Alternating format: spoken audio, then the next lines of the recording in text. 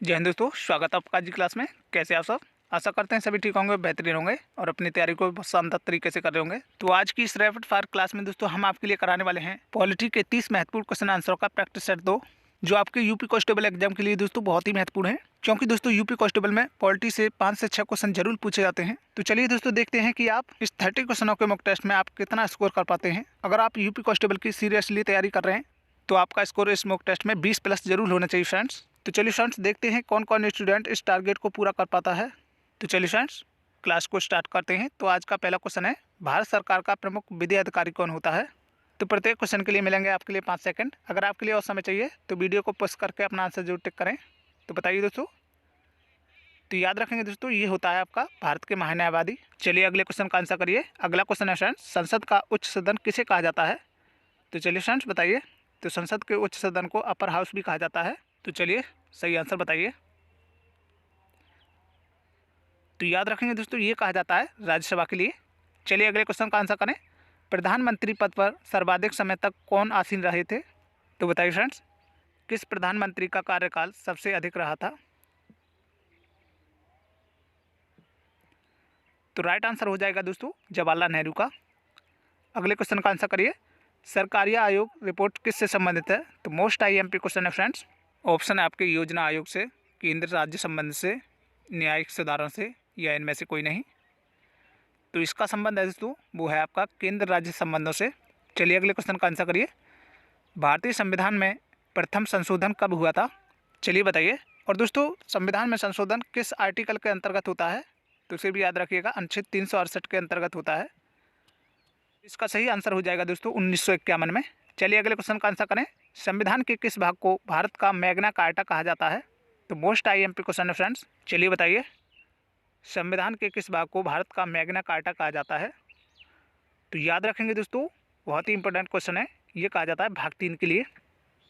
चलिए अगले क्वेश्चन का आंसर करिए। बड़ा ही महत्वपूर्ण क्वेश्चन है, भारतीय संविधान के किस अनुच्छेद में संवैधानिक उपचारों का अधिकार दिया है? अगर आपका स्कोर दोस्तों इस टेस्ट में 25 प्लस रहता है तो आपकी पॉलिटी की अच्छी तैयारी है। तो चलिए बताइए। तो संवैधानिक उपचारों का अधिकार है दोस्तों वो है आर्टिकल 32 के अंतर्गत। चलिए अगला क्वेश्चन देखते हैं। अगला क्वेश्चन है, सर्वोच्च न्यायालय के मुख्य न्यायाधीश की नियुक्ति कौन करता है? तो ऑप्शन है आपके राष्ट्रपति, उपराष्ट्रपति, राज्यपाल या प्रधानमंत्री। तो चलिए कौन सा ऑप्शन लॉक करोगे? सर्वोच्च न्यायालय के मुख्य न्यायाधीश की नियुक्ति करते हैं दोस्तों वो करते हैं राष्ट्रपति। चलिए अगले क्वेश्चन का आंसर करिए। स्वतंत्र भारत के प्रथम लोकसभा अध्यक्ष कौन थे? तो चलिए फ्रेंड्स, बहुत ही अच्छा क्वेश्चन है, ये भी बहुत बार एग्जाम में पूछा गया है। अगर स्वतंत्र भारत की प्रथम महिला लोकसभा अध्यक्ष पूछी जाए तो मीरा कुमार हैं। तो चलिए, तो याद रखेंगे दोस्तों, स्वतंत्र भारत के प्रथम लोकसभा अध्यक्ष हैं जीवी मावलंकर। तो चलिए अगले क्वेश्चन का आंसर करिए। संविधान दिवस भारत में किस तिथि को मनाया जाता है? तो चलिए दोस्तों, कौन सा ऑप्शन सही हो जाएगा? ऑप्शन है आपके 26 नवंबर, 26 जनवरी, 24 नवंबर या 22 दिसंबर के लिए। तो संविधान दिवस मनाया जाता है फ्रेंड्स 26 नवंबर के लिए। चलिए अगले क्वेश्चन का आंसर करें। महाभियोग की प्रक्रिया का उल्लेख किस अनुच्छेद के अंतर्गत आता है? तो बहुत ही शानदार क्वेश्चन है फ्रेंड्स, काफ़ी बार छोटी बड़ी परीक्षा में पूछा गया है। तो बताइए सही आंसर क्या हो जाएगा। महाभियोग की प्रक्रिया का उल्लेख किस अनुच्छेद के अंतर्गत आता है? तो ये आता है दोस्तों आर्टिकल 61 के अंतर्गत। चलिए अगले क्वेश्चन का आंसर करिए। भारत के पहले निर्वाचन आयुक्त कौन थे? तो मोस्ट आईएमपी क्वेश्चन है फ्रेंड्स, बताइए। ऑप्शन है आपके जीवी मावलंकर, सुकुमार सेन, टी स्वामीनाथन या मीरा कुमार। चलिए फ्रेंड्स, तो याद रखेंगे दोस्तों ये हैं आपके सुकुमार सेन। चलिए अगले क्वेश्चन का आंसर करिए। प्रारूप समिति ने भारतीय संविधान को किस भाषा में लिखा है? तो मोस्ट आईएमपी क्वेश्चन है फ्रेंड्स, बताइए। प्रारूप समिति ने संविधान को किस भाषा में लिखा है? तो याद रखेंगे दोस्तों ये लिखा है आपका केवल अंग्रेजी में। चलिए अगले क्वेश्चन का आंसर करें। भारत का मूल संविधान कहाँ संरक्षित है?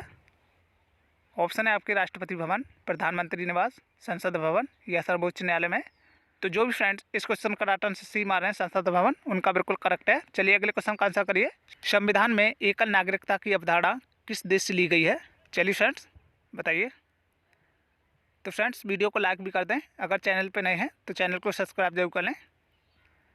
तो ये ली गई है फ्रेंड्स इंग्लैंड के संविधान से। चलिए अगले क्वेश्चन का आंसर करिए। निम्नलिखित में से कौन संसद में शामिल नहीं है? तो चलिए फ्रेंड्स, बड़ा ही अच्छा क्वेश्चन है। तो चलिए कौन सा ऑप्शन लॉक करोगे? तो पार्लियामेंट होती है दोस्तों वो राष्ट्रपति, लोकसभा और राज्यसभा के द्वारा बनी होती है, लेकिन निर्वाचन आयुक्त नहीं होता इसमें। चलिए अगले क्वेश्चन का आंसर करिए। निम्नलिखित में से कौन सा एक मौलिक अधिकार नहीं है? तो इस समय दोस्तों हमारे पास 6 मौलिक अधिकार हैं। और मौलिक अधिकारों का उल्लेख भाग 3 में दिया है। तो आपके लिए बताना है कौन सा एक मौलिक अधिकार नहीं है। तो आपका राइट आंसर हो जाएगा दोस्तों संपत्ति का अधिकार एक मौलिक अधिकार नहीं है। चलिए अगले क्वेश्चन का आंसर करिए। भारत के किस राज्य में सर्वप्रथम पंचायती राज व्यवस्था लागू की गई थी? तो मोस्ट इंपोर्टेंट क्वेश्चन है फ्रेंड्स, बताइए सही आंसर। चलिए तो याद रखेंगे दोस्तों, सर्वप्रथम पंचायती राज व्यवस्था लागू की गई थी राजस्थान के नागौर जिले में। चलिए अगले क्वेश्चन का आंसर करिए। लोकसभा अध्यक्ष अपना त्यागपत्र किसे संबोधित करता है? तो ऑप्शन है आपके राष्ट्रपति, प्रधानमंत्री, लोकसभा उपाध्यक्ष या राज्यपाल के लिए। तो ये अपना त्यागपत्र देता है दोस्तों लोकसभा उपाध्यक्ष के लिए। चलिए अगले क्वेश्चन का आंसर करिए। लोकसभा में सदस्यों की अधिकतम संख्या कितनी होती है? बताइए फ्रेंड्स। अगर दोस्तों राज्यसभा में सदस्यों की अधिकतम संख्या पूछी जाए तो राज्यसभा में 250 सदस्य होते हैं, तो याद रखेंगे। और लोकसभा में सदस्यों की अधिकतम संख्या होती है दोस्तों, वो होती है 552। अगले क्वेश्चन का आंसर करिए। निम्नलिखित में से राज्यसभा का सभापति कौन होता है? तो चलिए फ्रेंड्स बताइए। तो ऑप्शन है आपके प्रधानमंत्री, राष्ट्रपति, उपराष्ट्रपति या लोकसभा अध्यक्ष। चलिए फ्रेंड्स तो याद रखेंगे दोस्तों ये होते हैं उपराष्ट्रपति। चलिए अगले क्वेश्चन का आंसर करें। भारत के किस राज्य की राज्यसभा सीटें सबसे अधिक हैं? तो चलिए फ्रेंड्स अच्छा क्वेश्चन है। भारत का कौन सा राज्य है जहां से राज्यसभा में सबसे अधिक सदस्य चुने जाते हैं? तो ये है दोस्तों हमारा उत्तर प्रदेश, जहां से 31 सीटें उत्तर प्रदेश की होती हैं। चलिए अगले क्वेश्चन का आंसर करिए। भारतीय संसद के निम्न सदन को किस नाम से जाना जाता है? तो मोस्ट इंपोर्टेंट क्वेश्चन है फ्रेंड्स।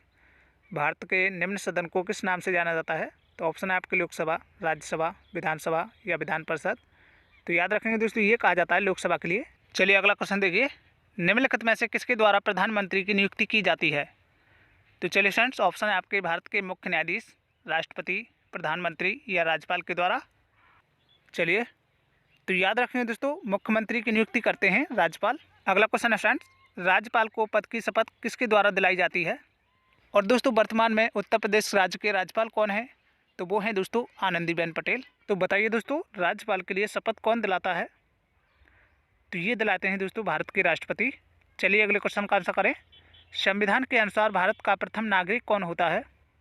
ऑप्शन है दोस्तों राष्ट्रपति, प्रधानमंत्री, उपराष्ट्रपति या इनमें से कोई नहीं। चलिए फ्रेंड्स भारत का प्रथम नागरिक कौन होता है? तो इसका सही आंसर हो जाएगा दोस्तों ऑप्शन ए राष्ट्रपति। चलिए अगले क्वेश्चन का आंसर करिए। किसी राज्य का मुख्यमंत्री अपना इस्तीफा किसे देता है? तो चलिए फ्रेंड्स किसी राज्य का मुख्यमंत्री अपना त्यागपत्र किसे देता है? तो ये देता है दोस्तों राज्यपाल के लिए। चलिए अगला क्वेश्चन देखिए। अगला क्वेश्चन है संविधान का कौन सा अनुच्छेद प्रेस की स्वतंत्रता से संबंधित है? तो मोस्ट इंपोर्टेंट क्वेश्चन है फ्रेंड्स, आपके यूपी कांस्टेबल एग्जाम में छपने वाला क्वेश्चन है। बताइए सही आंसर क्या हो जाएगा। कौन सा आर्टिकल प्रेस की स्वतंत्रता से संबंधित है? तो ये है दोस्तों आर्टिकल 90। चलिए अगले क्वेश्चन का आंसर करिए। भारतीय संविधान में राष्ट्रपति के चुनाव की प्रक्रिया किस देश के संविधान से ली गई है? चलिए दोस्तों ऑप्शन है आपके आयरलैंड, ब्रिटेन, कनाडा या इंग्लैंड से। तो राष्ट्रपति के चुनाव की जो प्रक्रिया ली गई है दोस्तों वो ली गई है आयरलैंड के संविधान से। चलिए अगले क्वेश्चन का आंसर करिए। धन विधेयक किस सदन में प्रस्तुत किया जाता है? तो मोस्ट इंपोर्टेंट क्वेश्चन है फ्रेंड्स, बताइए। तो चलिए दोस्तों कौन सा ऑप्शन लॉक करोगे? धन विधेयक संसद के किस सदन में प्रस्तुत किया जाता है? तो याद रखेंगे दोस्तों ये किया जाता है लोकसभा में। चलिए अगले क्वेश्चन का आंसर करिए। वीडियो का अंतिम क्वेश्चन है, राज्यसभा का सदस्य बनने के लिए न्यूनतम आयु कितनी होती है?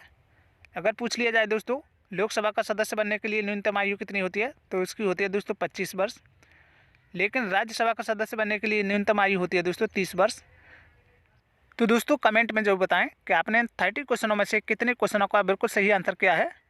अगर आप दोस्तों चैनल पर पहली बार हैं तो चैनल को सब्सक्राइब जरूर कर लें, जिससे कि हमारी सभी वीडियो का नोटिफिकेशन आपके पास सबसे पहले पहुंच सके और दोस्तों आपकी तैयारी बेहतर होती रहे। अगर आप दोस्तों यूपी कांस्टेबल के ऐसे ही और मॉक टेस्ट लगाना चाहते हैं तो वीडियो के डिस्क्रिप्शन में लिंक दिया है, उस पर क्लिक करके सभी मॉक टेस्ट लगा सकते हैं और यूपी कांस्टेबल में अच्छा स्कोर कर सकते हैं। तो फ्रेंड्स मिलते हैं नेक्स्ट वीडियो में, जब तक के लिए जय हिंद, जय भारत।